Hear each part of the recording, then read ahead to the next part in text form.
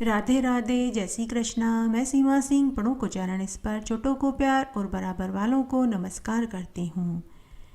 आज मैं आपको सातुड़ी तीज की कहानी सुनाने जा रही हूँ। अगर आपको यह कहानी अच्छी लगे तो इसे ज़्यादा से ज़्यादा लाइक करें, अपने दोस्तों और रिश्तेदारों में ज़रूर शेयर करें ताकि उन्हें भी सातुड़ी तीज की कहानी सुनने का संपूर्ण फल प्राप्त हो। और हमेशा की तरह आपसे एक करुण रिक्वेस्ट है कि अगर अभी तक आपने मेरे चैनल को सब्सक्राइब नहीं किया है तो कृपया मेरे चैनल को सब्सक्राइब करें ताकि मेरा आगे आने वाला वीडियो सबसे पहले आपको मिले। धन्यवाद। आइए अब हम सातुड़ी तीज की कहानी सुनते हैं। एक बार बहुत छोटा सा गांव था। उस गांव में एक जाट था। उस जाट ने 2 विवाह किए। दोनों ही पत्नियों से उसे एक एक पुत्री पैदा हुई। कुछ बरस के बाद जाट की पहली पत्नी चल बसी। अब सौतेली माँ अपनी बेटी को अच्छा खिलाती, अच्छा पहनाती और उससे घर का कोई काम नहीं करवाती थी, जबकि सौतेली बेटी से वह घर का सारा काम करवाती थी। उसे फटे पुराने कपड़े पहनने को देती, ठंडा बासी भोजन खाने को देती थी। तब एक दिन की बात है, कजली तीज का दिन था। जब सौतेली बेटी पनघट पर पानी भरने को गई तो गांव की औरतें नीमड़ी की पूजा कर रही थी। तो उसने सबसे पूछा कि आप यह किसकी पूजा कर रहे हो और इस पूजा को करने से क्या फल मिलता है। तो एक बुजुर्ग महिला बोली कि बेटी, हमने आज सातुड़ी तीज का व्रत किया है। हम नीमड़ी माता की पूजा कर रहे हैं और इस व्रत को करने से कुंवारियों को अच्छा घरवर मिले, सुहागिनों का सुहाग अखंड रहे, धन वैभव सुख समृद्धि और दीर्घायु पुत्र की प्राप्ति होती है। तब वह बोली कि मैं भी यह व्रत करना चाहती हूँ, परंतु कैसे करूँ। मेरी सौतेली माँ मुझे पूजा की न तो सामग्री देगी और न ही सातु देगी। तब औरतों को उसके दुख का ज्ञान था। उनको उसके ऊपर बहुत दया आई।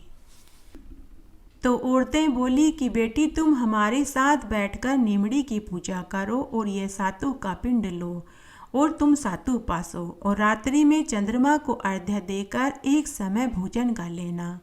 तो उसने वहीं बैठकर कजली तीज की पूजा करी, नीमड़ी माता की पूजा करी और सातु पासा और सातु का पिंड अपनी चुनरी में छिपाकर घर ले आई। और रात्रि में जब उसकी माँ सो गई तो चंद्रमा को अर्घ्य देकर उसने व्रत खोल लिया।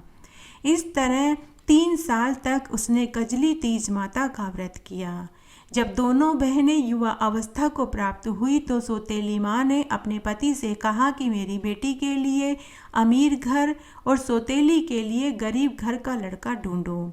परंतु सौतेली बेटी के ऊपर तो तीज माता की कृपा थी, तो उसका कोई क्या बिगाड़ सकता था। दोनों विवाह करके अपने अपने ससुराल में चली गई। सौतेली बेटी बड़ी ही समझदार और मेहनती थी। उसने जाते ही ससुराल का सारा काम संभाल लिया।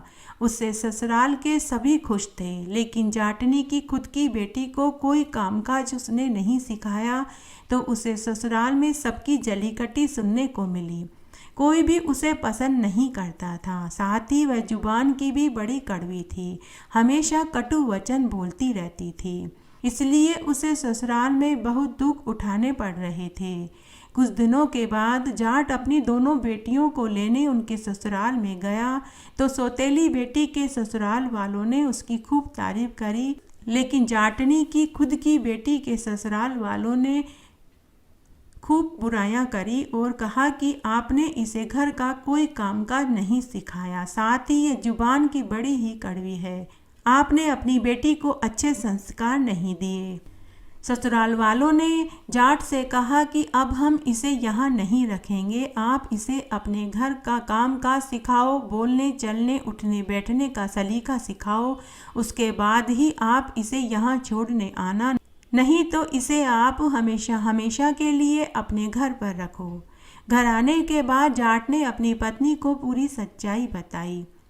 आज जाटनी को बहुत पछतावा हो रहा था। उसने मनी मन सोचा कि सौतेली बेटी से ईर्ष्या के चक्कर में उसने खुद की बेटी का भविष्य बिगाड़ दिया। उसने उसी क्षण तय कर लिया कि खुद की बेटी को घर का सारा काम सिखाऊंगी। अब वह सौतेली बेटी से अच्छा बर्ताव करने लगी और खुद की बेटी से घर का सारा काम करवाने लगी। रोटी सब्जी कपड़े झाड़ू पोछा सभी काम करवाने लगी। फिर एक दिन भादवे की तीज आई। दोनों बहनों ने अपनी माँ के साथ कजली तीज का व्रत रखा और नीमड़ी माता की पूजा करने के लिए गई। तो सौतेली बेटी नीमड़ी माता से बोली कि हे नीमड़ी माता, तू मीठी है, जैसे मुझे भी मीठी रखना। उसके बाद जाट की खुद की बेटी ने पूजा करी तो वह बोली कि हे नीमड़ी माता, तू तो कड़वी है।